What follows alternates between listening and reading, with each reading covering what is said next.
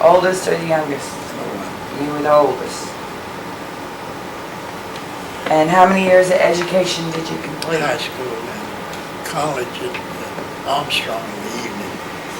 Okay, did you have all that completed before the war? Yes. High school. College. The Armstrong University. Evenings, yeah. The war interrupted. How did you enter the armed services? Did you volunteer? Were you drafted? You were drafted. And what branch of the military did you serve? Air Force. In the Air Force. In fact, I tried to enlist, but they wouldn't have me. Okay. What rank did you enter into the military? Army Air Force. The rank.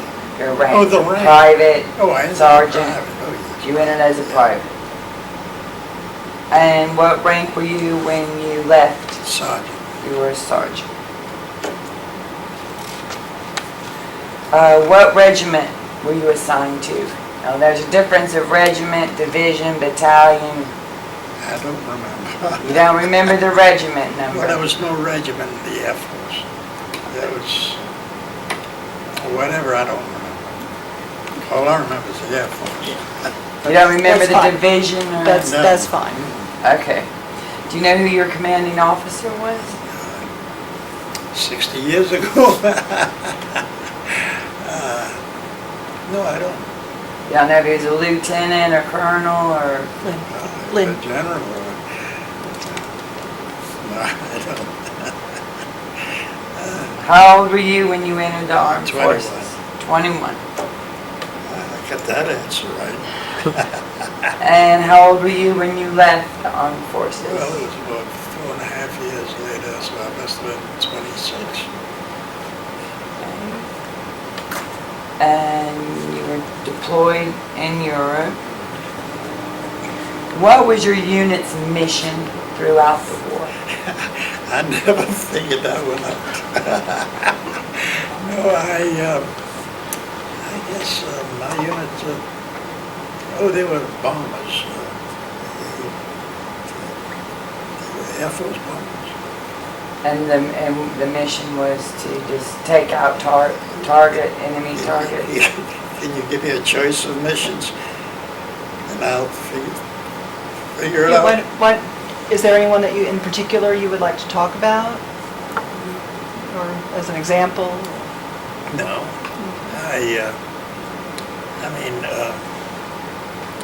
The mission? That mission was to win the war Okay, and bomb the Nazis.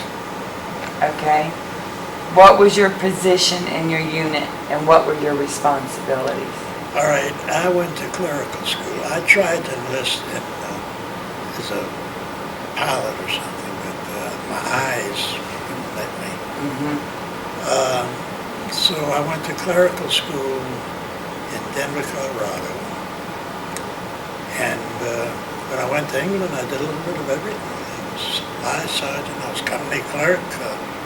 For a period, I was acting first sergeant.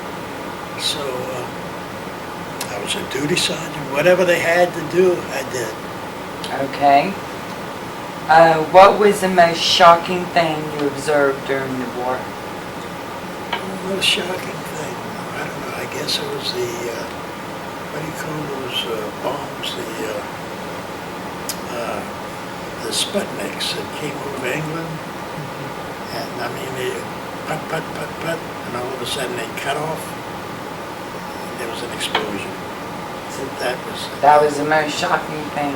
Well, I guess so. I guess another shocking thing was the way the Russians wanted to repatriate everybody that was Russian that came from their country. I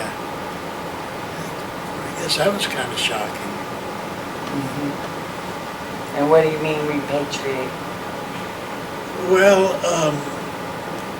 all right, I had a cousin that was killed in the Battle of the Bulge, and I went to Liège to his grave. I took a member of the Belgian army with me. He helped me get there. We went from Germany through a piece course of France through Luxembourg into Belgium. And I picked up, coming back, I picked up an American soldier coming back to Germany with me.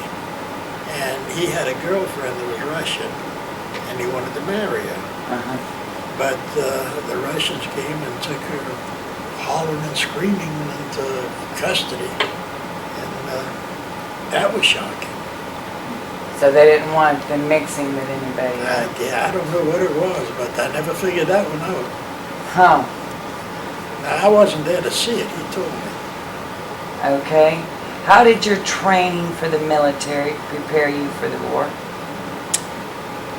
Well, I took combat training in, I think it was Squaw Valley. It wasn't developed there. And I was stationed in Tonopah, Nevada, in this country. Mm-hmm. And the training, I got to exercise. They taught me how to throw somebody over my shoulder, Mm-hmm. which that was a training. Though I qualified on the rifle range. Mm-hmm. And that was about it. How long were you in training? Well, I was in this country for a year, so I guess I trained, half of it was training, I guess. And do you think your training was sufficient or insufficient? For what I did, it was sufficient. It was sufficient. For what I did, Were you ever wounded during the war? no.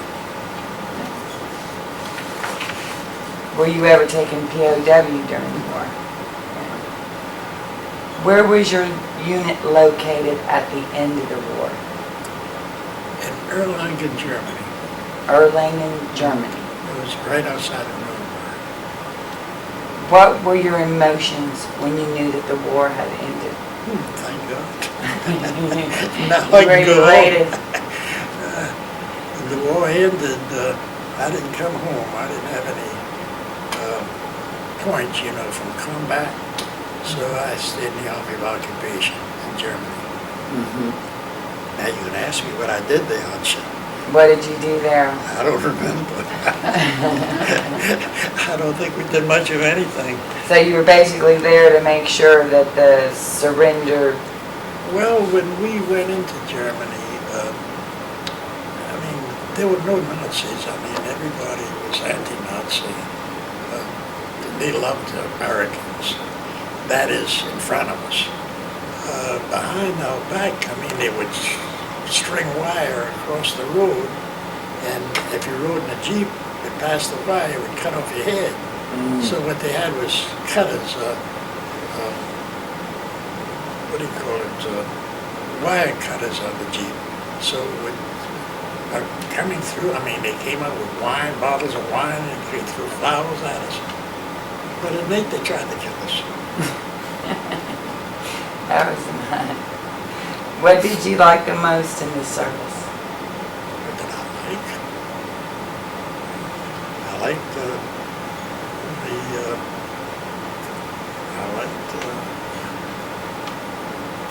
leave when I went home. That's what I liked the most. Did you got to leave? Yeah, that's what I liked the most. And what did you like the least? The least? Oh, KP did. KP did. Yeah. You hated that. You didn't like KP. Did you That's receive? kitchen police. Did you receive a lot of mail from home? Yes. You did. Did you know what was going on in the war theater besides where your unit was located? Well, the war was a little different than the wars now. It took weeks to find out what went on somewhere. So, no, we didn't know too much. We learned a couple of weeks later. So it took time for you to find out something happened somewhere. Were you aware of what was happening to the Jewish people inside the Nazi concentration camps? Oh, yes. Oh, you were aware of Yes. that. Did you ever feel like you were treated any differently by your own troops because you were Jewish? As a matter of fact, when I went to coming overseas, I memorized the eye chart. And the doctor, the lieutenant, I think it was, that was giving an examination, says, Sergeant, you're not reading that chart, are you? I certainly am. And he went backwards and forward. I memorized it all. And finally he turned around and says, well, read this. And he put it on, and I couldn't read it. So he laughed, he said, I said, well, I've got a person.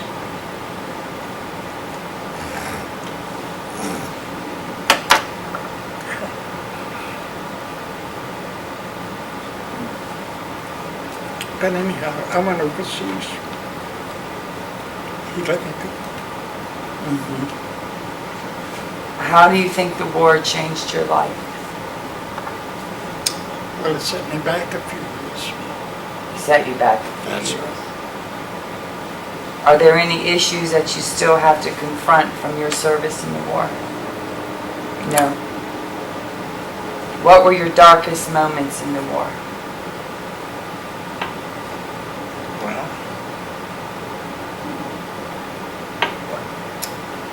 none really. None really? No.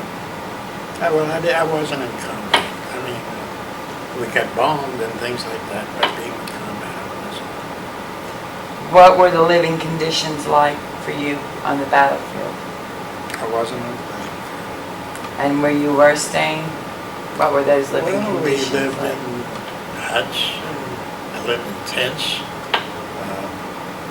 It wasn't bad. I mean, for 20-odd-year-old, it was pretty good. Uh-huh. How did you eat and how often did you get to eat? 3 times a day. So you didn't miss any meals? Not many. And how many hours of sleep did you get at night, or did you ever have to go without sleeping? No, we did all right. So you got to sleep regularly, and when did you get out of the service?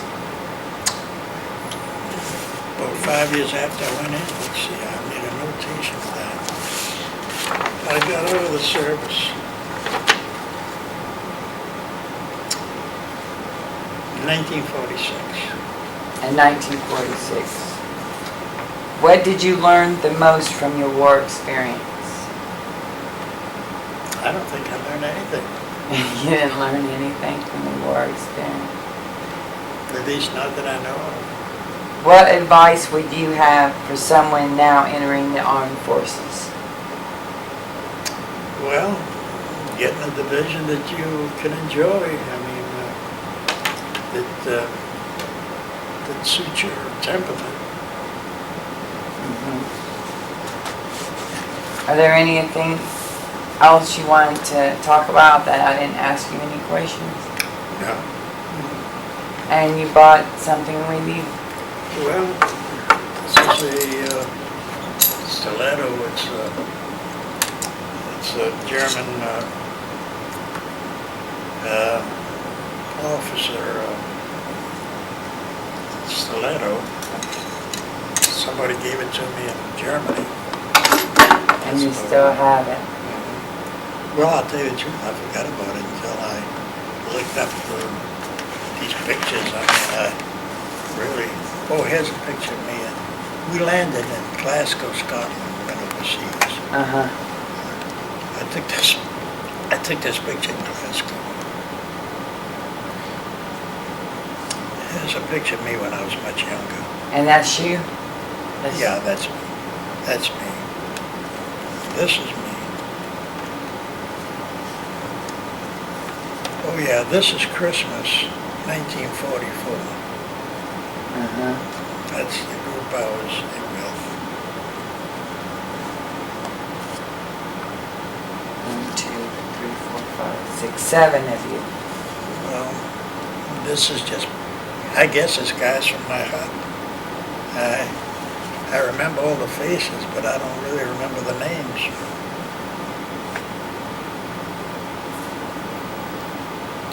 And this is one of my better days. I don't know whether I was company clerk or acting first sergeant or what there, but I did a little bit of everything. And they have those old kind of phones I see. Well, Didn't seem old then, but. And then same old thing. Well, this is a picture in front of the Eiffel, in front of the Arc de Triomphe in Paris. Uh-huh. We went there. Well, I went to synagogue in Paris. And some of these Jewish old ladies came down and thanked us for being there. Uh-huh. Said we saved their lives. Wow. That's kind of a historic place. Right there. And I remember this guy, he was Sergeant Smith, but I don't remember why we were there. Sergeant Smith from where? Well, he was an ex-Marine. I don't know what he was doing in the Air Force, but I think that was in Nevada.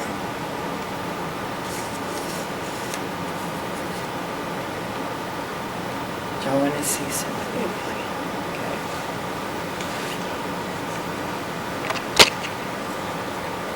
These are the old pictures.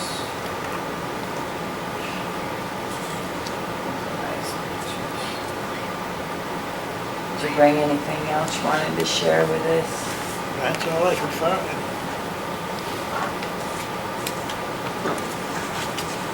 All right, well, that's a lot. We appreciate it.